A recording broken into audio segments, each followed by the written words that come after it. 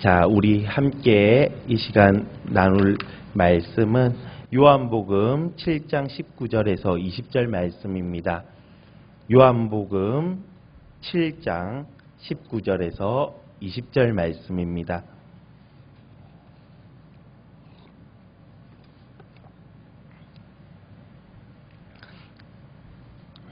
두 절로 짧은 구절인 관계로 우리 한 목소리로 함께 읽어보도록 하겠습니다.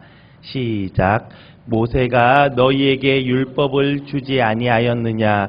너희 중에 율법을 지키는 자가 없도다. 너희가 어찌하여 나를 죽이려 하느냐? 무리가 대답하되 당신은 귀신이 들렸도다. 누가 당신을 죽이려 하나이까? 아멘.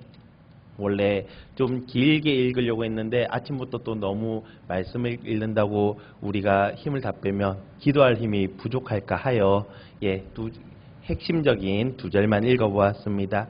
오늘 우리가 함께 읽어본 말씀은 초막절에 예수님과 유대인들의 대화를 기록한 말씀입니다. 그런데 이 19절, 20절만 보아도 그 분위기에서 그 대화의 내용을 보면 서로가 좋은 의견을 나누고 함께 무언가를 배워가며 깨달아가는 그런 대화가 아닌 서로 나를 세우고 각을 세워서 서로를 공격하고 그런 대화를 하고 있는 것을 볼 수 있습니다. 왜 그랬을까요? 유대인들은 기본적으로 예수님을 싫어했습니다. 아시죠? 예수님을 너무너무 싫어했습니다. 예수님이 성전에서 말씀을 전하실 때 유대인들은 깜짝 놀랐습니다. 자신들은 어려서부터 토라라고 하는, 우리가 모세오경이라고 하는 창세기, 출애굽기, 레위기, 민수기, 신명기 이 5권을 외워버립니다. 어려서부터 달달 외워버립니다. 그러고도 부족하여서 율법학교라고 하여서 율법학교에 들어가서 많은 시간과 노력을 통하여서 그것을 배웁니다. 그래야 비로소 율법을 가르칠 수 있고 하나님의 말씀을 가르칠 수 있는 자가 되는데, 어디서 듣지도 못하고 보지도 못한 사람이 성전에 나와서 하나님의 말씀을 가르치는데 그 말씀이 얼마나 놀라운지, 어디서 배우지도 못한 자가 저러한 말씀을 가르치는가, 유대인들은 깜짝 놀랐던 것입니다. 그런데 그렇게 놀라우면 배우면 되는 것인데 어떻게 하면 저렇게 할 수 있나, 예수님께 찾아가서 배우면 될 것인데 사람 마음이, 죄인된 사람 마음이 그렇지가 않은 것이지요. 그래서 유대인들은 예수님을 질투하고 시기하고 싫어합니다. 그 모습이 오늘 읽었던 성경 본문에서 나타나고 있는 것이지요. 어떻게 보면 그들이 보았을 때, 유대인들이 보았을 때 예수님의 그 모습은 정말로 사람의 입장에서 보았을 때에는 시기할 만합니다. 어떤 천재가 갑자기 나타나가지고 내가 평생을 노력한 것보다 더 이상을 한 번에 해내는데 그게 질투가 안 나겠습니까? 눈에 가시처럼 보였겠지요. 뿐만 아니라 예수님이 말씀을 하시면 많은 사람들이 그 가르침을 청해 듣고 그에 따라서 여론이 움직이는 것을 보고 종교 지도자들이 분명히 위협을 느꼈을 것입니다. 유대인들은 스스로를 선택받은 민족, 즉 선민이라고 부르면서 그 선민 사상이 가득 찬 민족이었습니다. 그래서 유대인들에게 사람에게 있어 가장 중요한 것이 무엇입니까? 라고 묻는다면 하나님의 뜻을 아는 것입니다. 라고 대답한다고 합니다. 그렇다면 하나님의 뜻은 어떻게 알 수 있습니까? 라고 질문을 한다면 그것은 율법을 통해서 알 수 있습니다. 라고 대답을 합니다. 그래서 그들은 율법을 너무 소중하게 생각합니다. 하나님의 뜻을 알 수 있는 유일한 통로이기 때문입니다. 그 율법은 모세가 주어준 율법인데 자신들은 그 율법을 받았고 가르칠 수 있는 선택받은 민족이라는 겁니다. 유대인들이 선택받았다 할 때에 그 선택은 다른 게 아니라 세상 모든 민족들 중에서 하나님이 특별하게 율법을 주어준 민족이라는 거죠. 그에 대한 자부심과 이 자랑은 어마어마해서 다른 사람이 볼 때에는 유별날 정도로 그렇게 유대인들의 그 선민사상은 매우 크다고 할 수 있습니다. 그런 유대인들에게 율법은 얼마나 소중한 존재이겠습니까? 시편 119편 105절을 보면 그들은 그렇게 고백합니다. 다윗은 그렇게 고백합니다. 주의 말씀은 내 발의 등이요 내 길의 빛이니이다. 무슨 말입니까? 내가 하나님의 말씀 없이는 한 치 앞도 볼 수 없고 한 걸음도 걸을 수 없다. 그런 뜻 아니겠습니까? 그런 유대인들에게 예수님은 놀랍게도 너희는 율법을 지키는 자가 없다고 말씀하고 계십니다. 오늘 본문에서 율법을 소중히 하고 소중히 하기로는 세상에서 제일 가는 유대인들에게 너희는 율법을 지키는 자가 없다. 그렇게 말씀하고 계십니다. 그게 본문 9절 말씀인데 제가 한번 읽어보겠습니다. 모세가 너희에게 율법을 주지 아니하였느냐? 너희 중에 율법을 지키는 자가 없도다. 너희가 어찌하여 나를 죽이려 하느냐? 이 말씀, 9절 말씀을 통해서 우리가 무엇을 알 수 있냐? 몇 가지 사실을 알 수 있는데 하나는 유대인들이 예수님을 죽이려 했다는 사실입니다. 그리고 그것은 예수님께서 너희가 율법을 지킨 적이 없기 때문에 나를 죽이려 한다고 말씀하신다는 겁니다. 9절을 풀어서 두 개로 나누어서 이야기하면 그 내용입니다. 유대인들에게 율법을 지키지 않는다고 말할 수 있을까요? 그거는 사실 있을 수 없는 일입니다. 유대인들은 그게 자신의 빛이고 길인데 그것을 어떻게 안 지킬 수 있겠습니까? 그런데 예수님은 왜 그렇게 말씀하셨을까요? 그리고 왜 그 결과가 예수님을 죽이려고 하는 행동으로 나타난다고 말하고 있는 것일까요?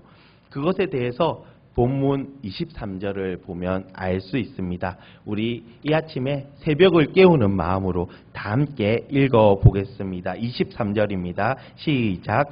모세의 율법을 범하지 아니하려고 사람이 안식일에도 할례를 받는 일이 있거든 내가 안식일에 사람의 전신을 건전하게 한 것으로 너희가 내게 노여워하느냐. 유대인들은 태어나면 8일 만에 할례를 받습니다. 아시는 분들은 대부분 아실 겁니다. 그것이 모세의 율법이고 그것이 유대인들의 표징이 됩니다. 선민의 표징이 되는 겁니다. 나는 나서부터 율법 아래 거할 것이고 죽을 때까지 거할 거라는 그 표징이 되는 겁니다. 그래서 할례를 받지 않으면 유대인이 될 수 없습니다. 그런데 그날이 만약 안식일이면 어떡할까요? 내가 8일째가 되었어요. 그 할례를 받아야 되는 그날이 되었는데 안식일이면 어떻게 해야 됩니까? 모세의 율법을 지키기 위하여서 할례를 받도록 합니다. 유대인들이 그만큼 할례가 크고 중요한 거예요.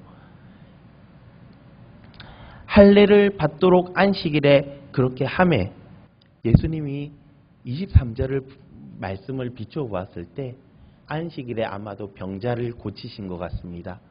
요한복음에서 정확하게 어떤 병자인지는 알 수 없지만 병자를 고치셨습니다. 그것을 두고 유대인들이 안식일을 지키지 않은 신성을 모독한 너는 부정하고 죄인이다. 죽어야 된다. 라고 말하고 있는 것이지요. 왜 이런 일들이 벌어집니까? 유대인들에게 율법은 소중한 것인데 그것을 지키기 위해서 자기는 최선을 다하여 노력하는데 문제는 거기에서 나의 최선은 들어가는데 하나님의 마음은 없는 것 같습니다. 그들에게 율법이란 내가 지켜야 될 법률이지 하나님의 마음은 없어요. 하나님이 왜 이 율법을 주셨고 하나님이 어떤 분이시기에 이 율법을 주셨는지 그것은 알지 못하고 율법을 지키고 있는 겁니다.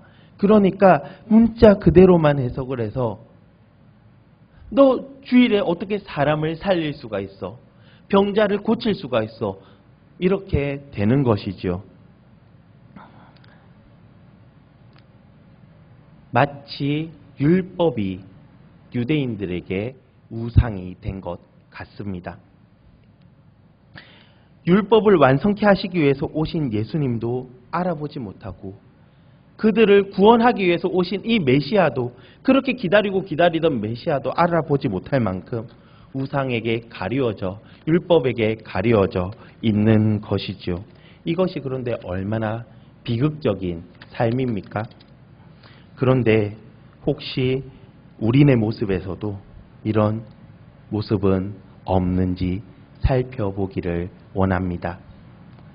이런 비극적인 삶이 내 삶에 없어야겠지만 한번 돌이켜보기를 원합니다. 적어도 이 새벽에 이 자리에 앉으셔서 이 말씀을 듣고 계시는 우리 성도님들 대부분이 저보다 신앙생활을 훨씬 더 많이 하시고 정말 많은 것을 경험하시고 체험하시고 정말 살아있고 운동력 있어 나를 지키시고 우리를 돌보시는 하나님의 그 놀라우신 구구절절한 그 간증이 살아있어 내 삶 속에서 묻어나오시는 제가 흉내도 낼 수 없을 만큼 우리 신앙의 선배이신 분들이 많이 계실 겁니다. 그런데 이 아침에 그런 것 모두 내려놓고 내가 잠시 자랑할 수 있는 것 잠시 내려놓고 나의 신앙생활이 그리고 나의 오랜 교회 생활이 그리고 내가 열심히 지키고 있는 이 하나님의 말씀이 정말 하나님의 마음에 합하여 있는가?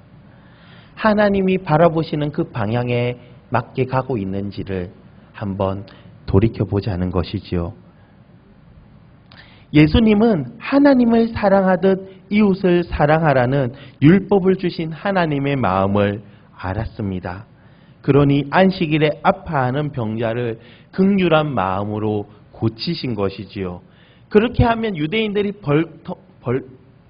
벌떡 일어날 것을 알고 있었지만 그래도 그리 하신 것입니다. 글로만 율법을 배운 유대인들은 그러한 예수님을 죽이려고 하고 있는 것이지요. 혹시 내가 무언가 나의 하나님께 드릴 자랑에 매여서 누군가를 정죄하고 누군가를 돌보지 못하고 또 함께 지키지 못하는 일을 감싸주지 못한다면 이러한 유대인의 모습이 곧 나의 모습이 되지 않을까 두렵습니다. 나에게 혹시 우상화가 되어서 나의 공로가 되고 누군가를 판단하는, 정죄하는 율법이 되지 않을까 두렵습니다.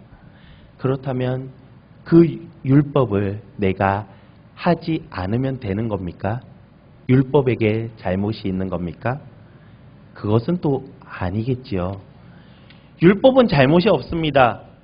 분명한 것은 예배를 사모하지 않는 일을 정죄하지 않기 위해서 내가 예배를 사모하지 않는다. 있을 수 없는 일입니다. 헌금을 하지 않는 일을 내가 정죄하지 않기 위하여서 내가 헌금을 하지 않겠다. 그것도 있을 수 없는 일입니다. 율법에게 잘못이 있는 것이 아니라 율법을 지키고 있는 나의 마음이 하나님의 마음을 담지 못하고 그 예수님의 마음을 담지 못하는 나의 마음에 문제가 있었던 것이지요. 그래서 제가 제목도 말씀 안 드리고 지금 진행하고 있는데요. 그래서 우리가 삶 속에서 율법을 이루기 위해서는 하나님의 마음을 닮아야 합니다. 예수님의 마음을 닮아야 합니다. 율법이 필요가 없는 게 아니라 예수님도 율법을 지키셨고 예수님께서 율법을 완성시키셨습니다. 그래서 율법이 필요 없는 것이 아니라 그 율법이 나에게 진정으로 필요하게 되려면 이루게 하기 위해서는 하나님의 마음, 사랑하는 마음이 있어야 된다는 겁니다. 그래서 사도 바울은 로마서 13장 8절에서 피차 사랑의 빚 외에는 아무에게든지 아무 빚도 지지 말라.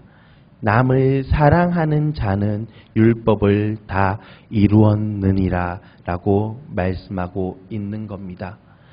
우리가 진정으로 삶의 자리에 나아갔을 때에, 그리고 나의 신앙의 자리에 나아갔을 때에, 나의 가정의 자리에 나아갔을 때에, 교회의 자리에 나아갔을 때에 어떠한 섬김으로 내가 높임을 받을지라도, 어떠한 행위로서 내가 높임을 받을지라도 나의 마음만큼은 이웃을 사랑하고 하나님을 사랑하는 마음으로 그것들을 행할 때에 그것이 나에게 우상이 되어지지 않고 율법주의가 아니라 하나님의 마음을 닮은, 순종하신 예수님의 그 마음을 닮은 율법을 이루는 삶을 살 수 있을 것입니다.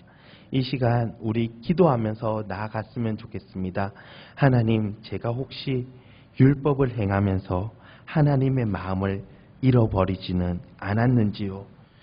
혹 2000년 전 유대인들이 행하였던 것처럼 율법을 우상화하여서 예수님을 죽이고 이웃을 죽이지는 않았는지요? 이 시간 만약에 내가 그러한 모습이 있었다면 용서하여 주시옵소서. 이 시간 나의 마음을 하나님의 마음으로, 하나님의 사랑으로 채워 주시옵소서. 예수 그리스도의 그 순종함으로, 순전함으로 채워 주시옵소서. 그리하여 오늘도 율법을 온전히 이루는 나의 삶, 나의 모습 되게 하여 달라고, 혹시라도 나의 옛 모습 때문에 지은 모든 죄들 용서하여 달라고, 그리고 회복해 하여 달라고 그렇게 기도해 주시고요. 또 우리가 삶의 자리에 나아갔을 때에 하나님의 사랑을 전달할 수 있는 자로 삼아 달라고 그렇게